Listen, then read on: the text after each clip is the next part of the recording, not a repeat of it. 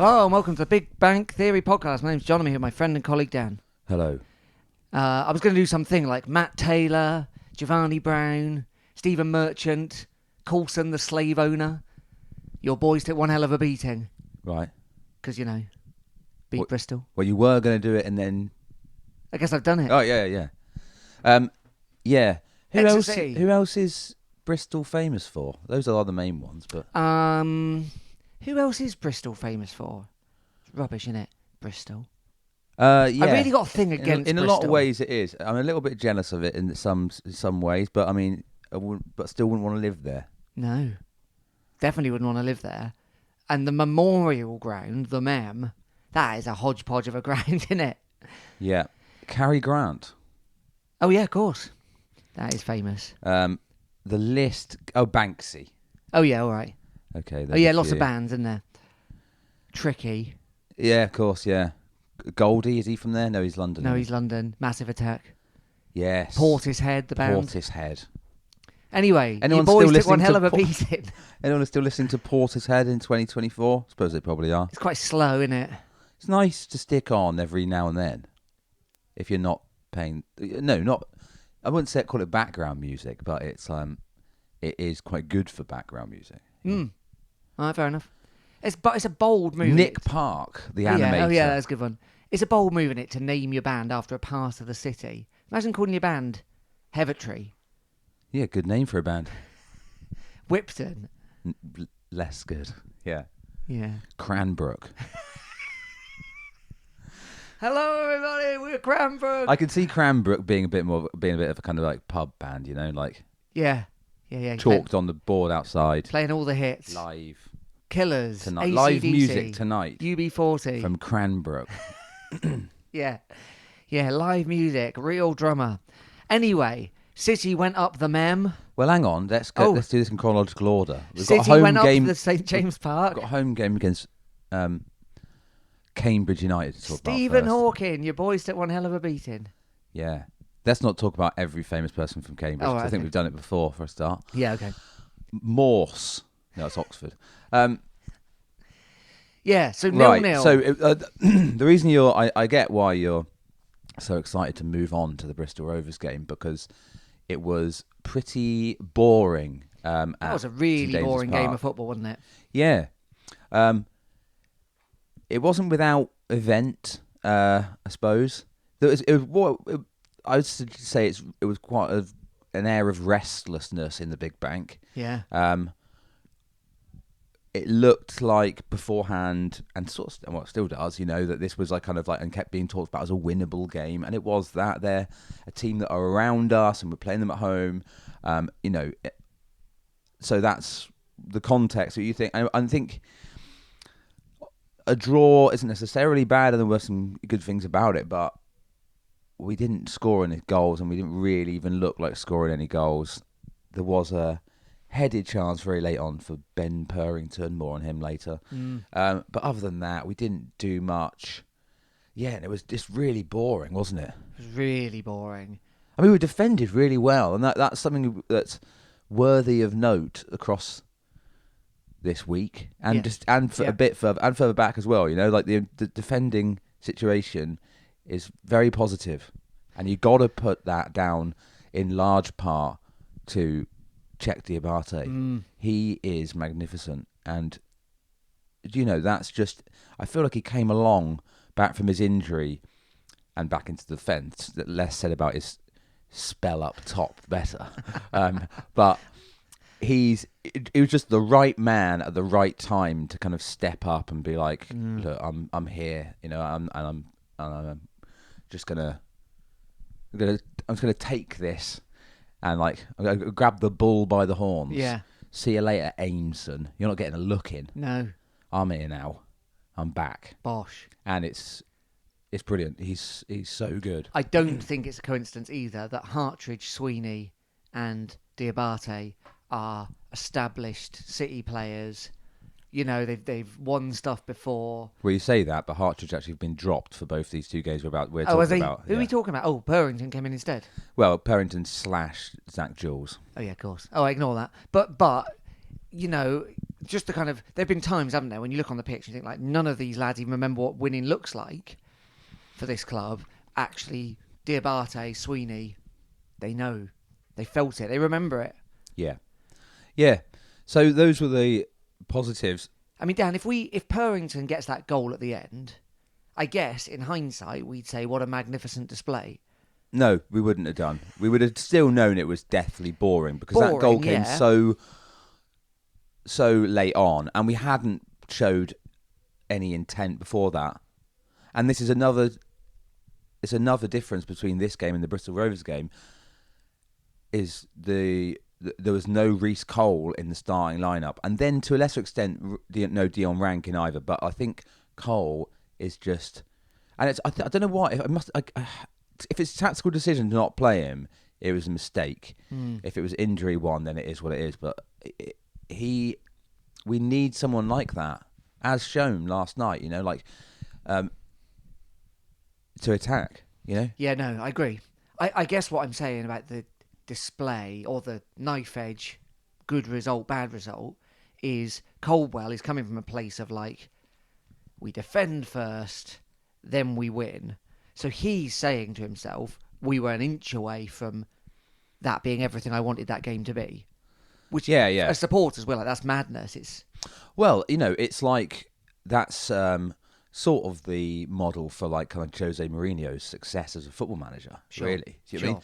But where you can take it a bit more, can't you, when you're Chelsea and you're winning trophies, winning the Champions League and the league and all that kind of stuff. But when you're kind of like a struggling League One team, it's a little bit harder to take, I think. Agreed. So then there's the big issue of the day, was the corners, the corner situation. Yes. Which we've had addressed several times now by Coldwell. Yeah. So, to be fair to Caldwell, in his post-match interview, he did say, "I thought we probably should have maybe mixed it up with the thing." But he also said, "Look, stats-wise, you're more likely to score." I mean, that's an interpretation of facts, isn't it? That may well be true. However, you got to think about who does them. Yes, okay, on paper, and there's not much in it, by the way. If you look this up, right, there isn't. You are more likely to score from a short corner, but then so it's only the teams with the technical ability to do it that do them. Yeah. So a team like West Ham, for example, Moyes is West Ham. Obviously you've got better technicians than we have, but like they don't do short corners, and like 95% of their corners are played into the box. Okay. So it's not as simple as just going like you're more likely to score from a short corner. It literally depends who your team is. And I thought and. The other thing is that defences set up, almost always set up the same way for corners. Yep. So the best thing you can do is mix it up, a little bit of a surprise here and there. So yeah. Also, with a short corner, obviously it's to do with either angles. You play the short corner and then someone crosses it from the angle, or you play the short corner and someone runs into the box. Those are the kind of. Whereas with City, what we've been doing is playing it short and then thinking, what do we do? Or we'll play it. Well, it doesn't look like they got much of a plan. They don't look like training ground routines, do they necessarily? That's right. Yeah. Also, I just think for kind of just for optics, just chuck a couple in. Do you know what I mean? Of course, when Sweeney gets into a Barney, because it's already the second half when this really starts happening, and it's like just do it. It's not going to be. It's not so much better to do short corners that it's not worth just for the sake of the paying crowds just to whip one in the box because it might, basically it's not much in it. So and then Sweeney got in a. This kid was kind of like. And he really was a kid, right? Yeah, teenager. Yeah, was kind of he had enough of the short corners and he ran down the front. Yeah, and he's. This is what owning your own football club means, by the way. Yeah. Oh, I'm sure he's a Gold Trust member, that lad. He might be. Maybe his parents are. He's literally running to both sides. He's putting in the effort in to tell him what he thinks. He's running down one end, he's running down the other, and by the kind of third, fourth one, Sweeney just tells him where to go. Tells him off. Yeah. Which I also like. I don't mind it. It'd be annoying, wouldn't it? Yeah, it'd be really annoying. I don't mind it at all. Like sometimes, like I think nowadays, especially, it's kind of like Oh, you have to apologise for. Well, you know, Yeah. like you're expected to sort of like the crowd, because the crowd have paid, they're allowed to say anything they like, and because the players are being paid, they're not allowed to say anything bad. You know, I just don't go along with that. No, not at I all. used to like it when Christy Pym would kind of like get annoyed with the big bank and kind of give us a bit of a kind of gesture or shout at us a bit because he didn't agree with something he'd heard. You know, I like that. Yeah, I agree. And you know, Anyway, Sweeney told the kid. But yeah, if the short corner routine, and you're right, mixing it up would be the most obvious thing to do. If the short corner routine was give it to Rankin, who then puts his head down and runs straight into the box, I think, oh yeah, okay, that might work. Yeah. But it's nothing, is it? And so inevitably it ends up with the centre back, who's I mean, furthest that back. I think that is actually kind of the bigger problem rather than the short corners. Yeah, it's just the frequency with which it ends up back with our goalkeeper. Yeah. You know, it's like almost always just ends up like either Czech's got it in his own half, or remember that famous one? I can't remember who it was against from earlier in the season when it was the very last minute. Dimitri Mitchell gave it to Kyle Taylor, who ended up running all the way back towards his own goal. Was that was it the Middlesbrough game? Oh, I don't know. We really needed a goal, and it was right at the end. It was literally the last kick. Anyway, we'll talk on to Bristol Rovers, but we couldn't really do any short corners last week because Matt Taylor just put 2 defenders out there, so we had to put them all in the box. Yeah, so that's right. Tuesday night at Bristol Rovers. Horrible night, absolutely terrible. Rain, wind, the works. Fair play to everyone who went and stood out without a cover from mostly, isn't from it? City. That little bit of terrace in the corner that new there. stand's now up, isn't it? And I couldn't quite work out why. Maybe it was to do with exits or whatever, but it wasn't filled, even though we weren't allowed any more tickets. I don't know. No, there was loads of tickets, wasn't there? No, it was sold out, wasn't it? No, I thought they released like another 400, like kind of in the build-up to it. Because of this thing. But then they were also charging us £24 and then charging the Bristol fans a tenner for the same stand. Right. And then got kind of caught, and then we were offering... I don't know what happened with that. And maybe people got their money back, but it's a bit kind of... You know, it looked a bit bad to me. Anyway, most people stood out in the horrible rain. It's a terrible view, isn't it, from there as well? So I haven't been there for a couple of seasons, but once I remember going there, probably said it on this, got given a cup of tea with no tea bag in. Yeah. Yeah. Didn't actually notice for quite a while either. That's just Bristol, isn't it? Trying to get away with stuff. Dodgy. Yeah, it could be, yeah. It is. So yeah, Reece Cole's back in the starting lineup. Yes. And James Scott. We talk about this now at this point? Well, he's not, because there's a transfer going on with him. Caught me by surprise. We'll come on to it, yeah. Well, he came on late in the Cambridge match, didn't he? Yeah. And I thought looked slim. I thought he'd slimmed down. And was obviously doing his usual running side to side. Anyway, he's obviously caught the eye of a Scotch chairman. Guess so. Who... Anyway, let's talk about the transfers in a bit. Bristol Rovers, they don't have their main top goal scorer guy, Chris Martin. Yeah. Not our Chris Martin. No. Is he the same Chris Martin that was at Norwich? I don't know. I think, given that there's a famous person called Chris Martin, I think I feel like there's too many people called Chris Martin. And I know it's literally a bog standard name. No offence, Chris. Well, it is, isn't it? It's a bog standard name. Also, that's 2 first names, which is like, you can't trust those people. And I certainly don't trust Coldplay's Chris Martin. Don't you? No, absolutely not. You don't trust him? I wouldn't trust a man who dresses like that at the age he is, I mean, celebrity or otherwise. Yeah, that's a fair comment. I wouldn't trust a man who, calls his divorce a conscious uncoupling or names his children after fruit. Well, there's only one called Apple, isn't there? Well, fair enough. He's gone, I've got a boring name. Let's stop this now. Let's give them kids something else a bit different. Is presumably the child's not called Apple Paltrow, because that's a mad name. Probably double-barreled it, haven't they? Maybe. That is Chris Martin, who was at Norwich City, by the way. Okay. Carry on. So he's not playing. He's ill. And it's a good start. We start really well. It's a really good start. Like the kind we haven't seen. Did you hear the Craig Bratt stat? No. They should make something out of that, shouldn't they? Brat stats. They really should. Bratistics. Yeah. Something to think about, lads. This week's Brat stat. Well, anyway, Come on, give me the Brat stat of the week. Well, don't we want to talk about we score. Sonny Cox scores. Well, that's early on, isn't it? 9th minute? 12th minute. Oh, is it? Yeah. I want to, heavy caveat to how good we were, but taking nothing away from it. There's Bristol Rovers. What are they? They are atrocious.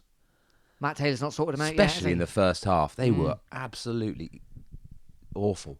Because that's a good team.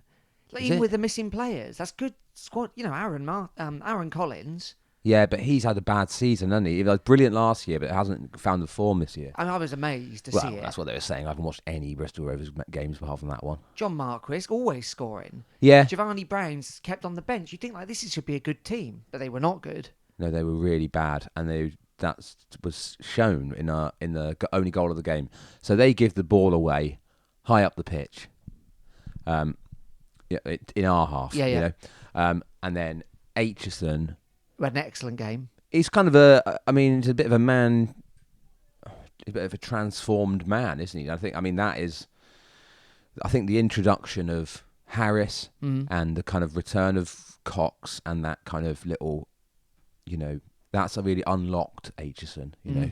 And I think he's a kind of a bit of a final ball away from being a bit of a star, really. Do you mean he could be? Do you mean? So anyway, he's away down the left-hand side. We're storming forward. Cox is running down through the middle. Niskanen's bombing it up the other hand side. Their defence are all over the place. They can't deal with it. And then he tries to play the ball across to Niskanen. It kind of like comes off a defender. He can't deal with it. Another one can't. Aitchison shoots. The keeper spills it. Sonny Cox is right there to tap in. Bosh. Brilliant goal. Sonny Cox.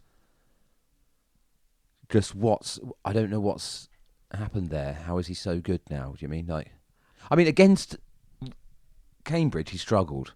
There's certain teams where where you think, oh, he's not what we need at all. But in certain situations, if we're playing on the break like that, he's so good. His movement's incredible. But also, is he always like that? But his movement always that good? His movement was always good. But also, all his goals have come from tap-ins. Yeah. In Cambridge, we didn't put a single ball anywhere near the goal.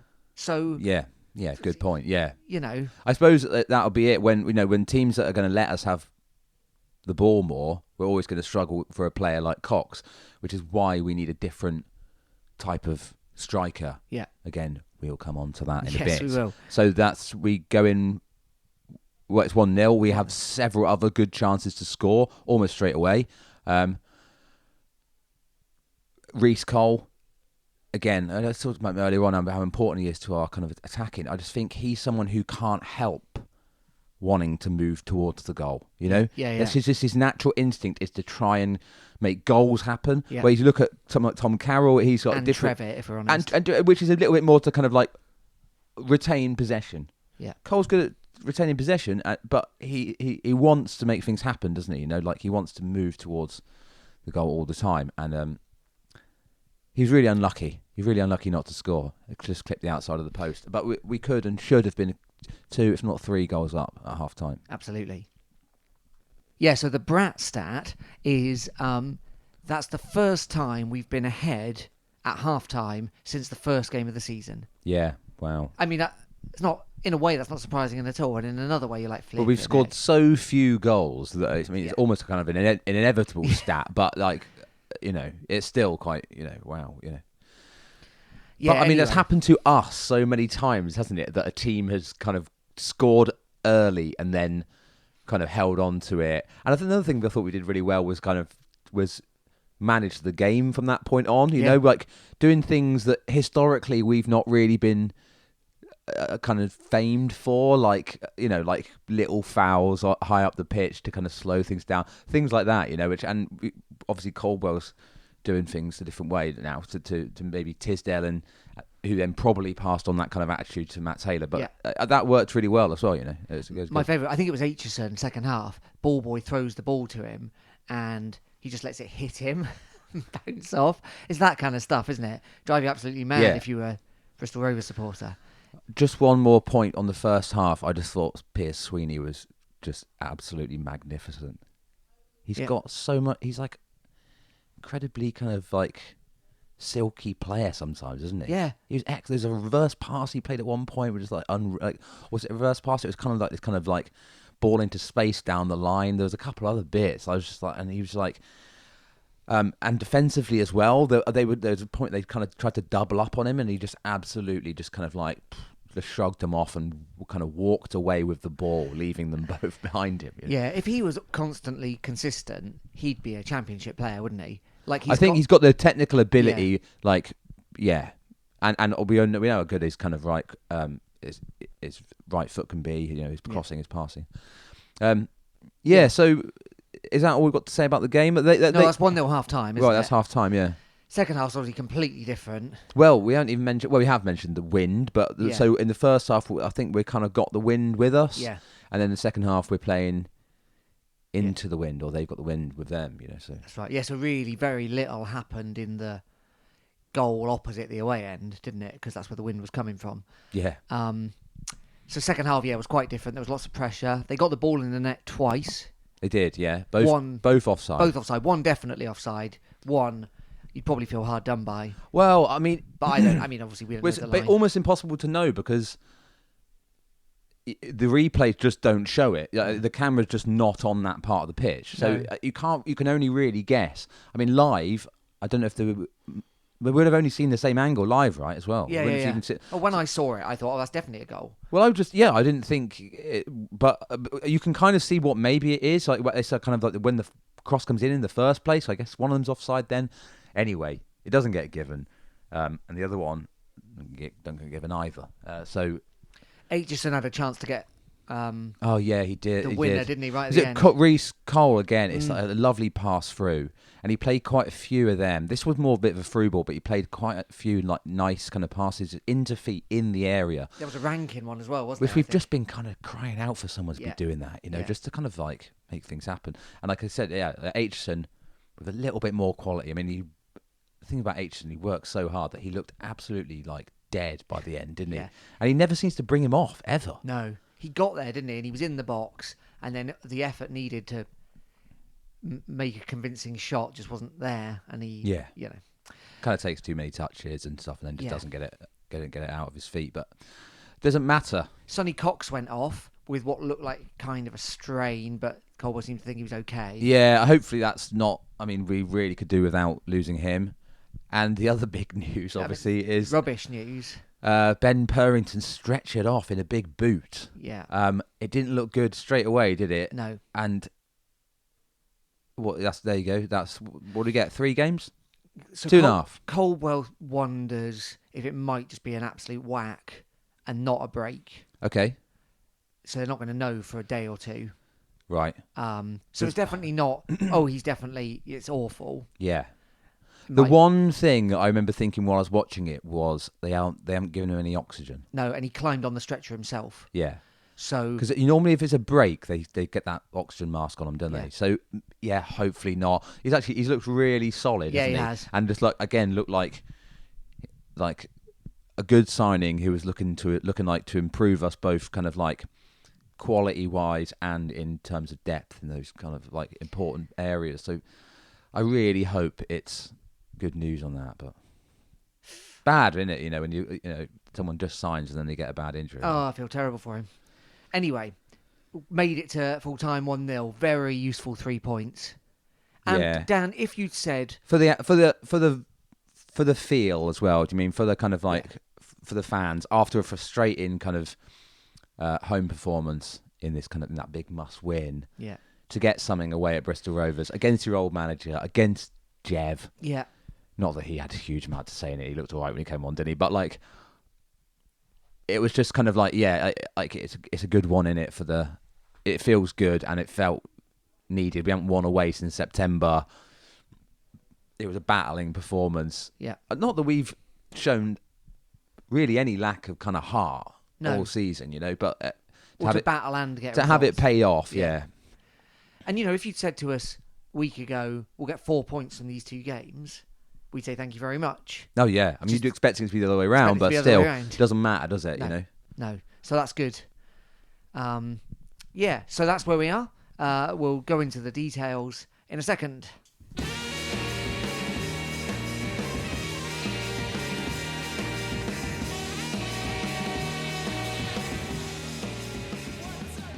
Welcome back to the Big Bang Theory podcast. Remember, you can email us, bigbangpod@gmail.com. You can find us on Twitter @BigBangPod, and we're on Facebook as well. So the transfer news, the striker that's definitely coming in, is not here yet. No. There's some rumours. There are, but let's start with the strongest bit, which we've already touched on. Yeah. James Scott. Yeah. Very much. Well, the club confirmed that he's at the stage where he's in Scotland. Yeah. He's missing the match to go and talk to a Scottish Premier League team about a move back up there. No. Right.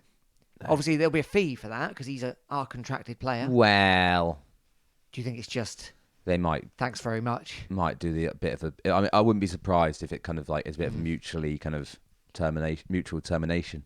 But that obviously suits us in that, like, we'd all be pleased to see him move on.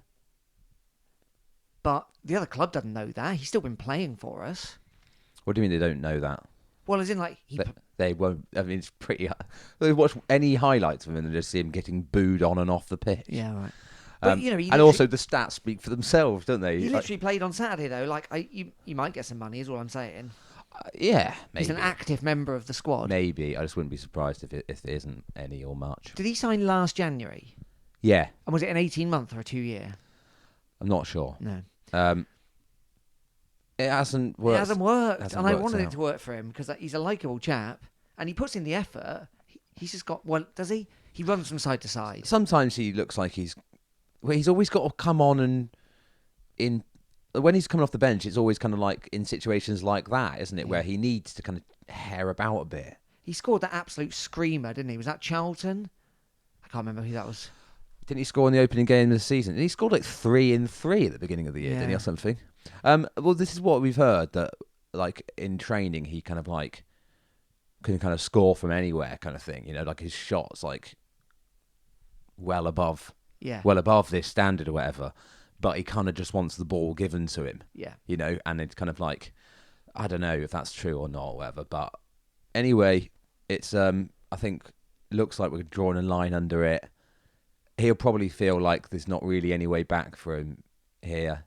He's a long way from home, and largely, as far as he's concerned, the fan base aren't particularly keen on him. Yeah. He's not scoring any goals. Yeah. He's not really starting or getting picked much. Yeah.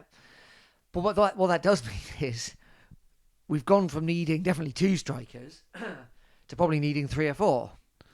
Yeah, we're not going to get that. Obviously, it doesn't seem great, does it? When you're kind of absolutely, like, kind of the most desperate for a striker that we've sort of ever been, like in living memory. Yeah. And what we're doing is selling one of them. Fair enough, he's not one that's very good, but.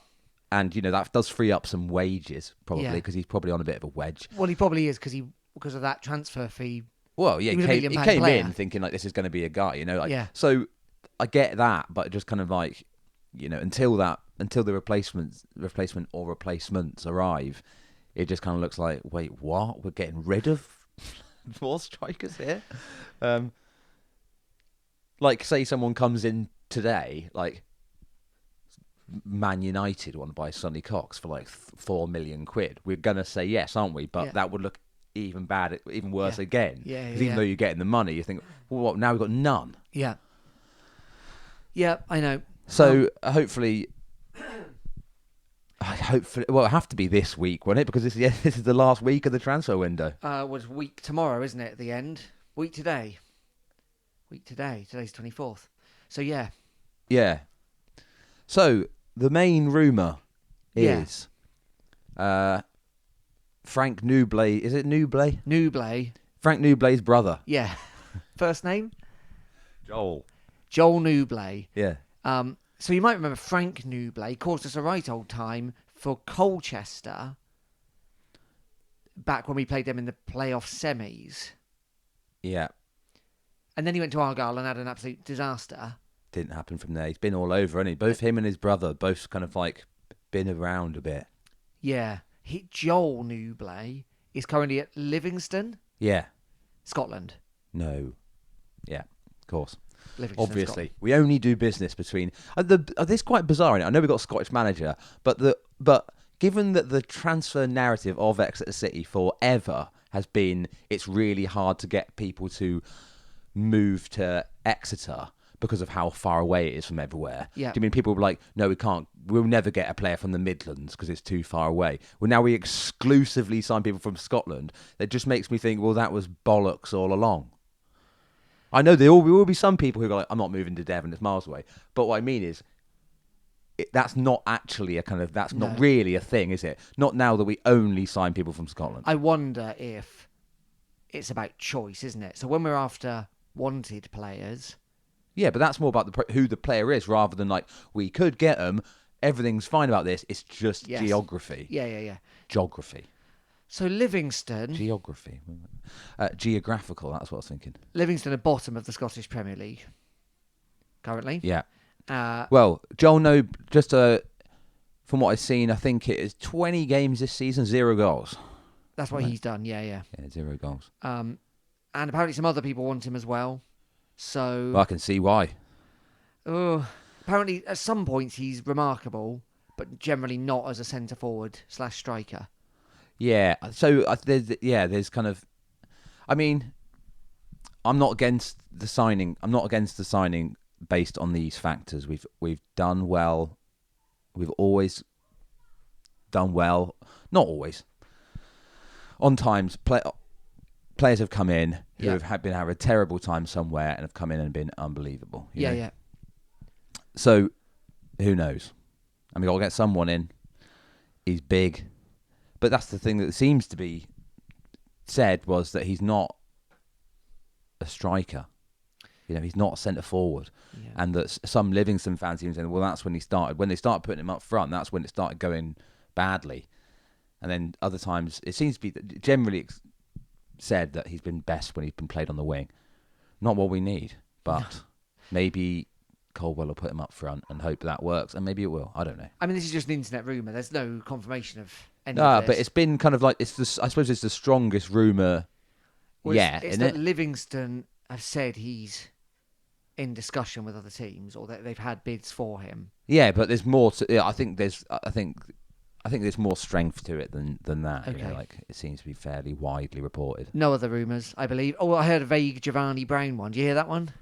He ain't coming back here. That'd be mad. Swap for. Also, not what we need. We've got we've got plenty 15 of players like that, number 10s already. You know. No, agreed. So I mean, it's as predicted. It's hard to get a good striker. It's really hard to get a good striker when your team looks down in the dumps. I realise we've picked up a bit, and it's true that we've found a bit of form. I mean, it couldn't have got any worse, could it? No.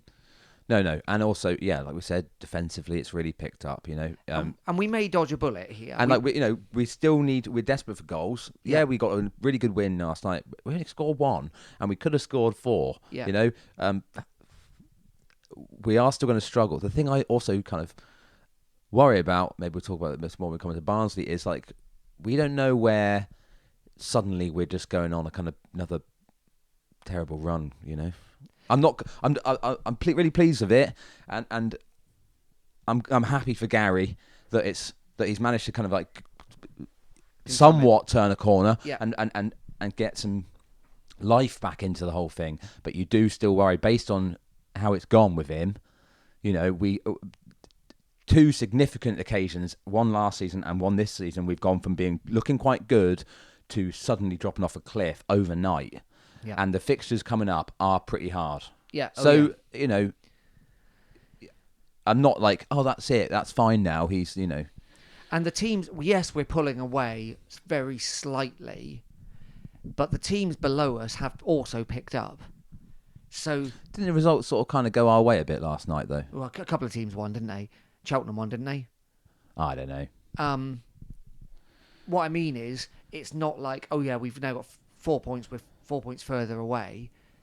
People are still picking up points below us. We're not very far away. It's true, we're also not far away from mid-table. Oh yeah, I mean, still, like I said, that's the thing where you don't want to get too carried away. It could go one of 2 ways here, I think, you know, or you know, maybe more, you know, but still. So that's about it for the transfer. No more movement on the rumour about Kite. No. Hartridge or anyone like that. Yeah, and yeah, I mean, like you said, there's a week to go. So, just to, you know, acknowledge the kind of elephants in the room.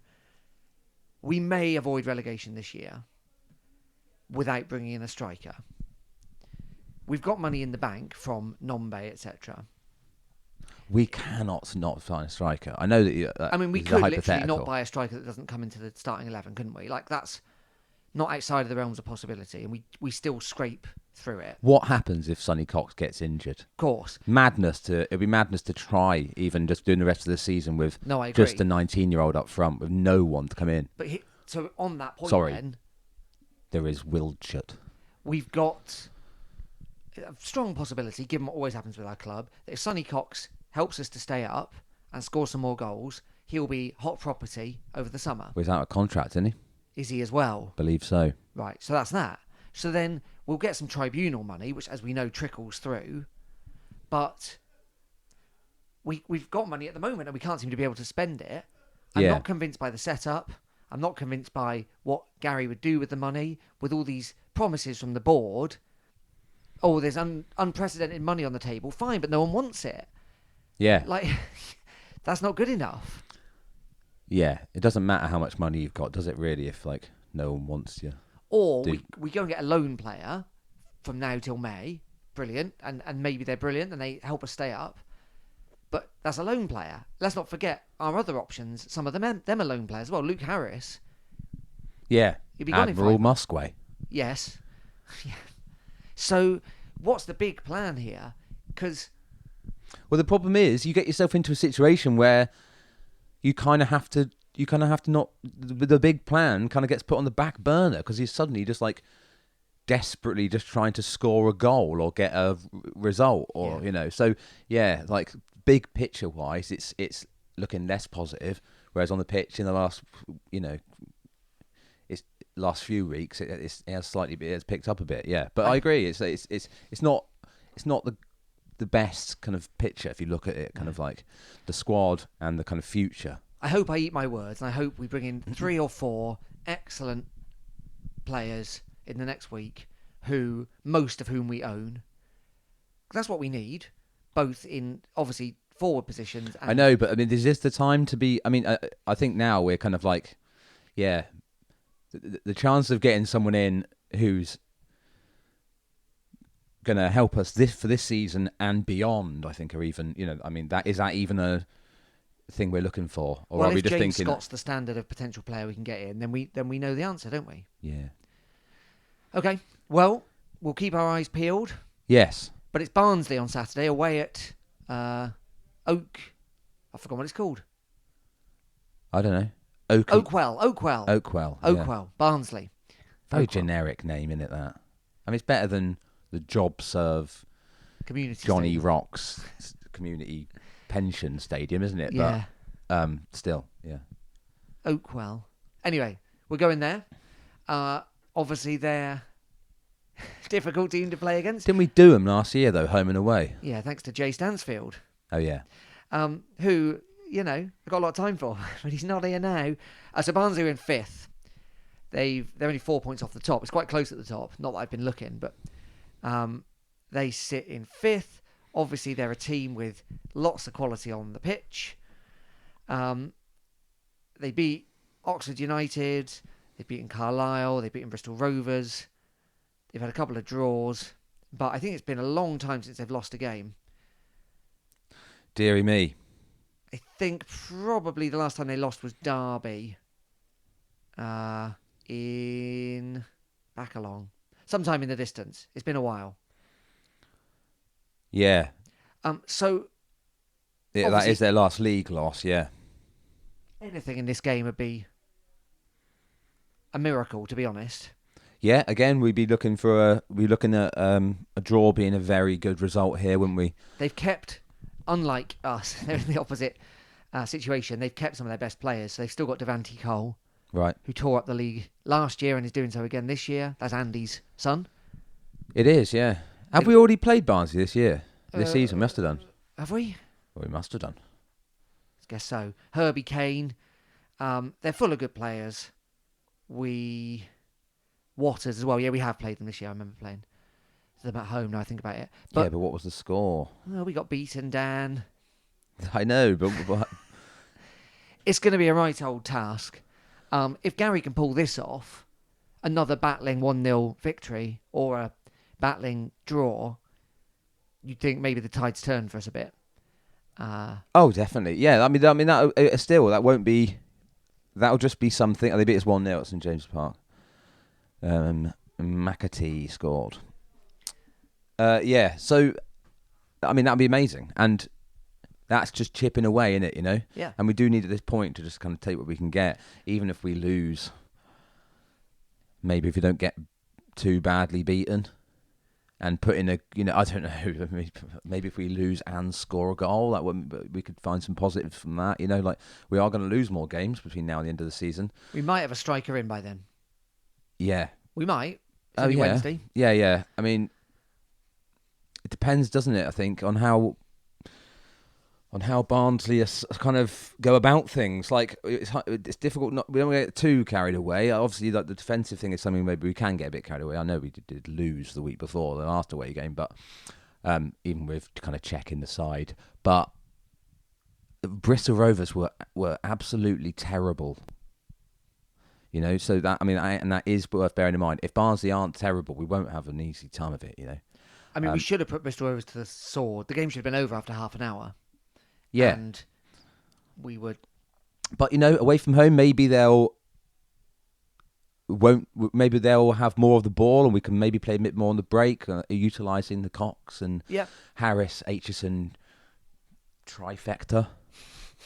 You never know. You never know. With last night's victory, we did get to the not inauspicious milestone of 30 points. Okay.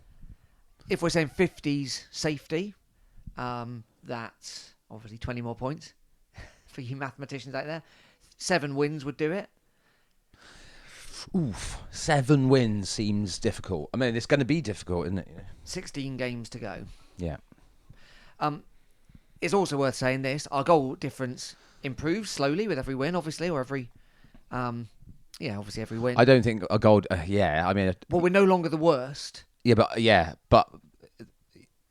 fine. We haven't been the worst for a little while because Fleetwood being so bad. But I think even a brilliant result for us is a 1-0 win. Yeah. Goal difference is something that in a way we can just go. Hopefully, we won't have to rely on that because we ain't getting anything good out of that. Shrewsbury, one below us, have got a worse goal difference, and Carlisle in 23rd have got the same goal difference. So it mad, isn't it, that we've got like that Sinisalo's kept 10 clean sheets this season, and yet still our goal difference is like one of the worst. Well, I think we know why. But I would say this: if we're being positive for a minute, we 6 other teams on 30 points. If we win and the 6 teams above us don't win, we're up in 14th. Wow. It's a bad league. It's a bad league. Yeah, of course. I agree with that. Barnsley aren't one of those teams, one of those bad teams, though. And that's what we've got to do right now. And, yeah. Okay. And then after that, there's Bristol again. Yeah. And then Peterborough. other hard teams. Yeah. But, given that Bristol performance last night, we'll be looking at that one and thinking that will fill them with confidence, that we can, even if things don't go our way at Barnsley, that we'll be able to bounce back in the next match against Bristol and to avoid another a slump. If we do lose at Barnsley, picking up something from the game afterwards, I think it will be crucial, Yeah. Like I said, one thing I'm saying is I don't think a loss at Barnsley will be the end of the world, provided it's not a humiliating loss. Yeah. Because as long as we could get something against Bristol Rovers, they didn't look good. I mean, there's nothing to... I mean, they might not be that bad again, but, they lost 4 in a row now, haven't they? So. Yeah. No, I agree with that. Matty Taylor, we didn't talk about him. Up against our old friend, Matthew Taylor. Not much to say, really. Well, he's not done much since he's gone there, is he? No, he's not. It makes you think. Obviously, hindsight's a wonderful thing, but he's now had 2 poor managerial, well, so far, appointments, and we've had 1 poor manager come in. It makes you think like what could have been, doesn't it, really? Well, yeah, it always goes like that, doesn't it, you know? Yeah, you don't know what you got till it's gone. On both, you know, I think maybe he might be thinking that, because if, you know, Bristol Rovers don't give managers the sort of time that we do. I mean, nobody gives.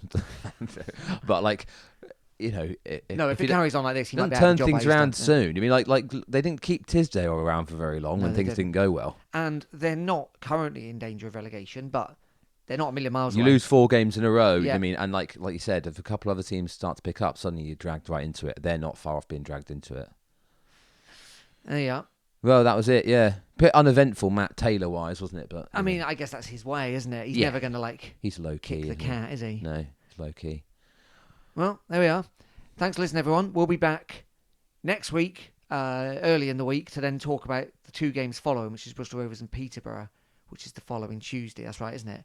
So it's a 1-game week next week, but then 2 after that. Okay. Thanks for listening. My name's John. I've been here with my friend and colleague Dan. Cheers. See you soon.